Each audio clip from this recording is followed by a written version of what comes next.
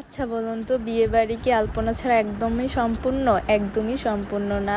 Hello guys, আসসালামু আলাইকুম। This is Lamia Shashi. বিয়ের সব কাজই তো মোটামুটি করতে হয়েছে আমার নিজের হাতে, তাইলে আলপনাটা আর কেন বাকি থাকবে? তবে আমি একা কোনো কাজই করি নাই, আমার সাথে অবশ্যই আমার ছোট ভাই বোনেরা ছিল। যেমন এখানে অথই অনেক কাজ করছে, দেন হৃদয় ছিল, রাবেয়া ছিল, আমার আর একটা কাজিন ছিল ঝিনিয়া। সবাই মিল্লা হাতে হাতে আমরা এই কাজগুলো করতেছিলাম, আর সবাই মিলে অনেক মজাও করতেছিলাম। আসলে বিয়েবাড়ি আড্ডা, কাজ ফাঁকে ফাঁকে অনেক মজা, এটাই স্বাভাবিক। এই যে এখন মেবি রাত্র 2টা বা 1:30 বাজে, এমন একটা টাইম হবে, সবাই মিলে আমরা আলপনা দিতেছিলাম, আড্ডা দিতেছিলাম, কি হবে, কোথায় কি হবে। তবে অথই অনেক বেশি কষ্ট করছিল, যেটা আর কি না বললেই নয়।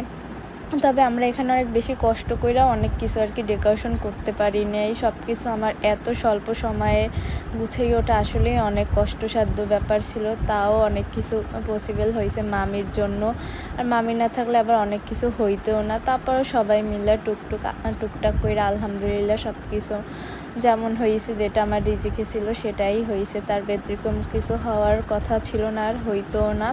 যাই হোক, এখানে সবাই মিললা আমরা আলপনা দিতেছিলাম, আর এগুলা ম্যাক্সিমাম আমি আবার একটু অনেক গুছানো না হইলেও আর কি আমি কাজ একটু তাড়াতাড়ি করতে পারি। আমি আইকে দিছিলাম, দেন ওরা ওদের মতো কইরা তাড়াহুড়া কইরা রং কইরা দিতেছিল। আর এই যে অথই এখানে বসে আমরা রং খেলার জন্য একটা সেলফি বুথ করার জন্য আগে সব কিছু আর কি কাগজ দিয়ে কেটে কুটে গুছিয়ে রাখতেছিলাম সবাই মিলে। আর এই যে আমার ভাবি, আর একে তো ভাবি বলতে বলতে তার ভাবি আমি হয়ে গেলাম।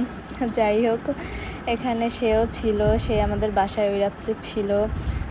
তারপরেই তো সবাই মিল্লা টুকটাক কাজ করতেছিলাম। আর আমার ভিডিওগুলো অবশ্যই কেমন লাগে একটু কমেন্ট করে জানাবেন, আর আস্তে আস্তে করে সব ভিডিওগুলোই দেওয়ার ট্রাই করব।